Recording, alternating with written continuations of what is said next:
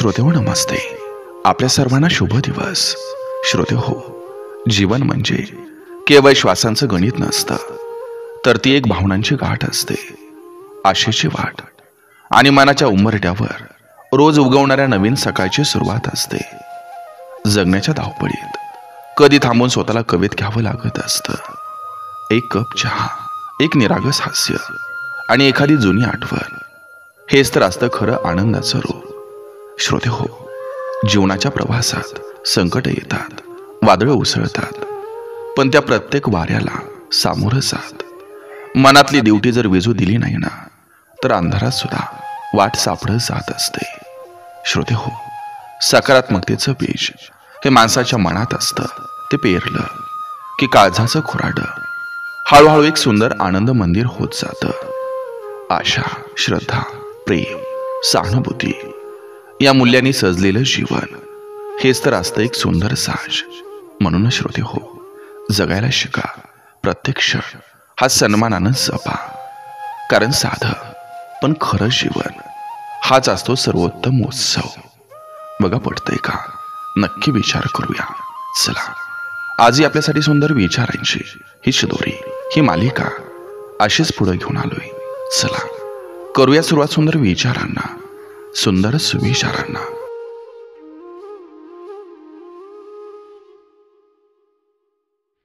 आयुष्य इतकं सुंदर जगा की आठवणीत सुद्धा तुम्ही हसताना दिसावं. कधीतरी कोणीतरी आठवतं आणि त्याच्या आठवणीत आपण हसताना असावं. याहून मोठं यश नाही. हसणं हे सौंदर्याचं नव्हे, तर जगण्याचं लक्षण असतं.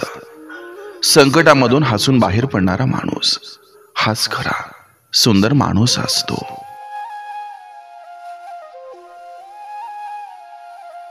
सगळं काही शिल्लक राहत नाही, पण शिकवण राहत जाते.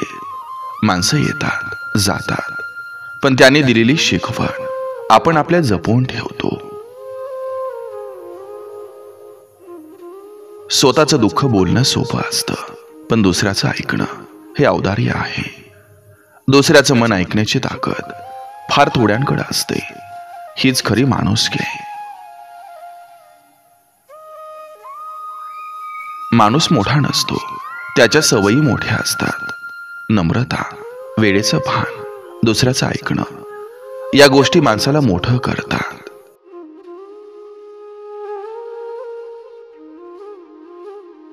संपलं म्हणताना काय उरले हे विसरू नका. सगळं गेलं तरी उरते ती साथ, आठवण आणि थोडीशी आशा. त्या उरलेल्या क्षणातून आयुष्य उगवतं. मनाचं पावसासारखं असावं, शांत पण समृद्ध. जिथं गरज आहे तिथं ओलावा द्यावा.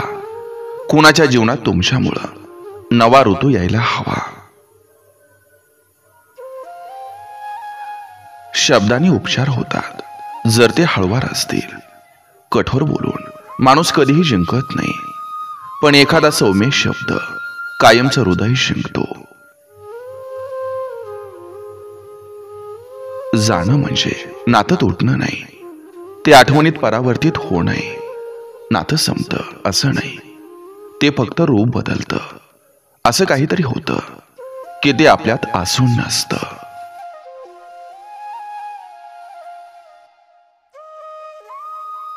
शब्द संपले तरी भावना संपत नाहीत. कधी कधी माणूस बोलत नाही, पण मनात लाखो गोष्टी चालू असतात. त्या शब्दांच्या पलीकडचं ऐकता आलं पाहिजे. ओळख म्हणजे केवळ नाव नाही, ती भावना आहे. जेव्हा एखाद्याला नुसती नजर ओळखते, तेव्हा त्या ओळखीला नाव लागत नाही, ती आतून समजली जाते.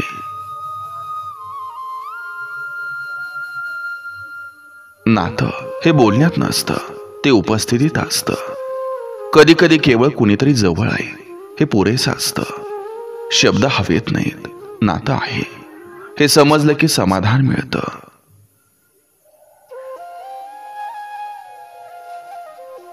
प्रेम फुलवायचं असेल तर काळजी घ्यावी लागते. प्रेम हे रोपासारखं आहे, त्याला वेळ, पाणी, संवाद आणि संयम लागतो. नाही तर ते सुकतं.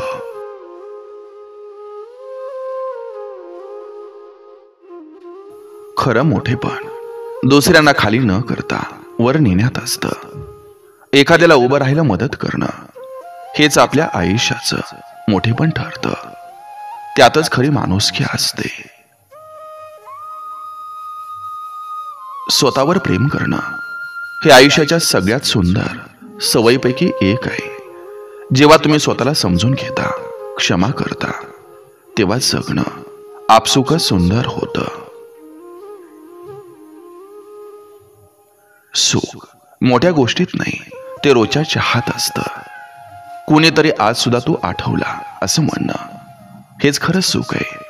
बाकी गोष्टी केवळ थाट आहे.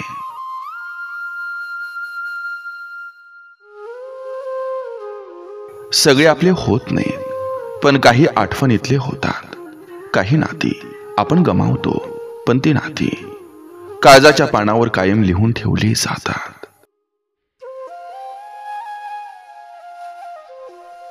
समजूतदार माणसं आरडाओरडा करत नाहीत, ती समजावून घेतात.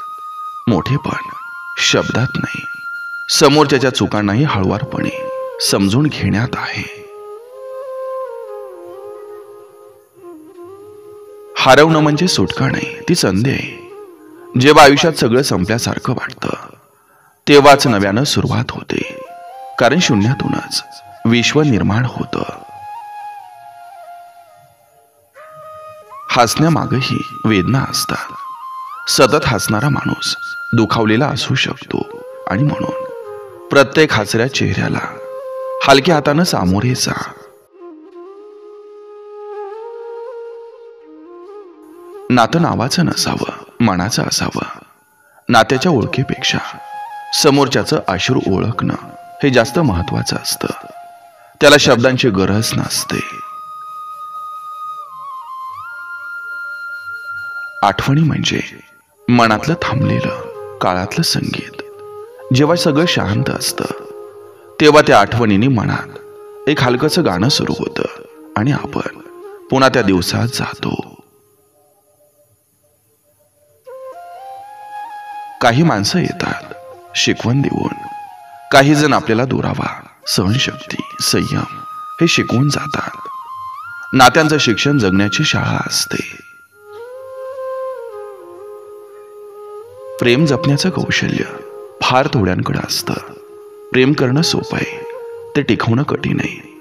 कारण प्रत्येक नातं रोज पाणी घालून जपावं लागतं.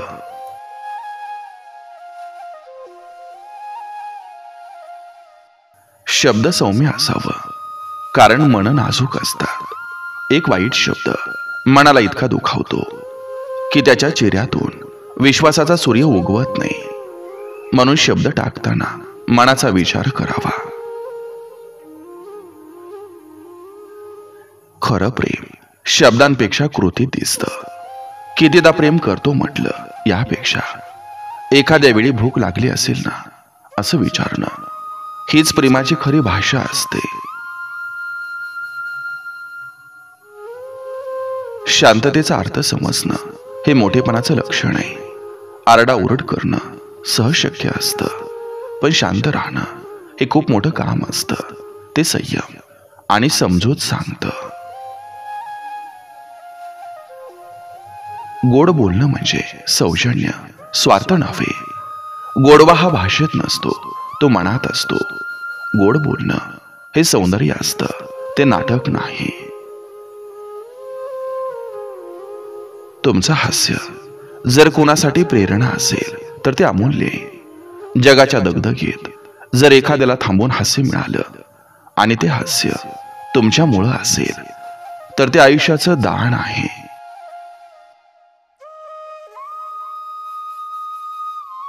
आठवणींचं स्थान काळजात असतं. काही माणसं दूर जातात, पण त्यांचं अस्तित्व हृदयात राहिलेलं असतं. त्यांचं हास्य, बोलणं, सहवास सगळं मनाच्या एका कोपऱ्यात नीट जपलेलं असतं. नात्यांची गोडी नावात नसते. तुम्ही कोण आणि समोरचं माणूस कोण यापेक्षा तुमचं मन एकमेकांना किती समजलं हे जास्त महत्वाचं असतं. नातं नावानं नव्हे तर समजुतीनं जगावं लागतं. जगण्यातला खरा आनंद एखाद्याच्या चेहऱ्यावर हास्य फुलवणे इतकं समाधान दुसरं नाही. आणि जेव्हा ते हास्य आपल्या एका कृतीमुळे उमटले, हे आपल्याला उमगतं, तेव्हा आयुष्य अर्थपूर्ण वाटायला लागतं.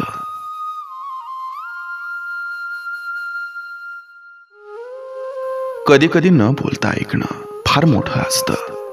जेव्हा समोरचा माणूस काहीही न बोलता तुमचं मन वाचतो, तेव्हा त्या नात्यात एक वेगळीच ओढ असते. शब्द नसतानाही संवाद असतो. प्रामाणिक माणूस सर्वात सुंदर असतो.